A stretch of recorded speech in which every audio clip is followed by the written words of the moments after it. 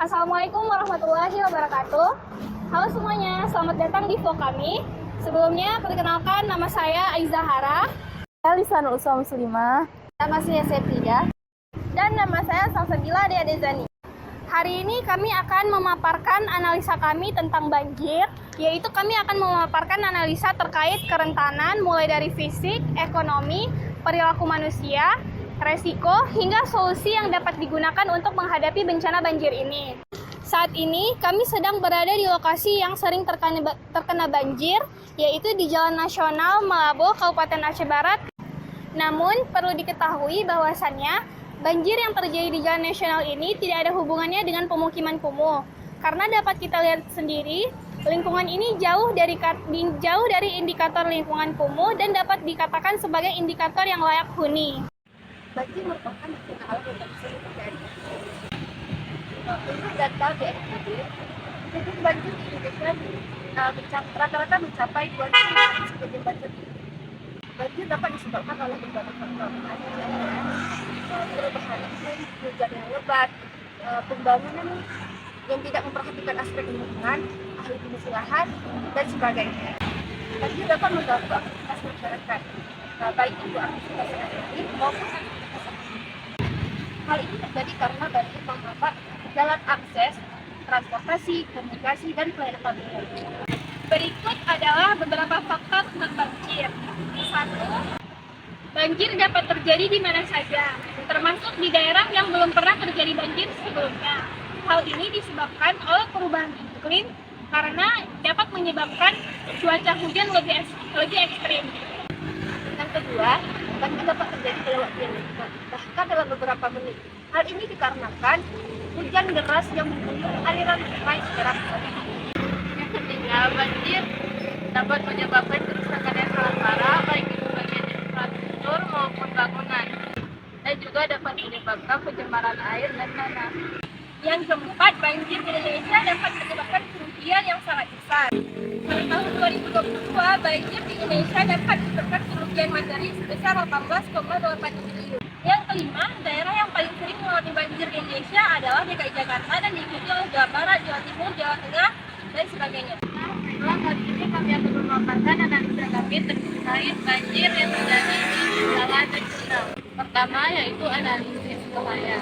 Bahaya banjir di lintas jalan nasional ini disebabkan oleh beberapa faktor, yaitu curah hujan yang tinggi. Curah hujan di Aceh Barat pada bulan November 2023 mencapai 200-300 mm, jauh di atas rata-rata bulanan sebesar 100 mm. Yang kedua adalah analisis kerentanan. Jalan lintas nasional Malabo ini banjir dapat menyebabkan kerusakan infrastruktur dan kerugian ekonomi yang cukup besar. Hal ini dapat menghambat aktivitas ekonomi di daerah tersebut. Merupakan jalan yang berada di daratan rendah sehingga rentan terhadap banjir. Selain itu, jalan tersebut juga memiliki kemiringan yang tidak terlalu besar sehingga air banjir sulit mengalir dengan cepat. Perilaku manusia, adanya perilaku manusia tidak bertanggung jawab seperti membuang sampah sembarangan dan juga dapat memperparah banjir.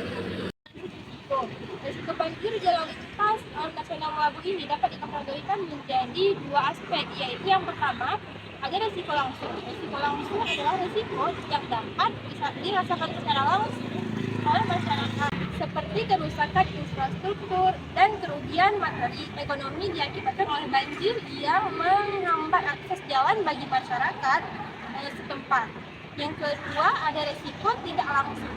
Resiko tidak langsung ini adalah resiko yang dapat dirasakan secara tidak langsung oleh masyarakat, seperti gangguan kesehatan seperti penyakit kulit, dan sosial karena memicu kemacetan di jalan. Nah, yang keempat ada solusi.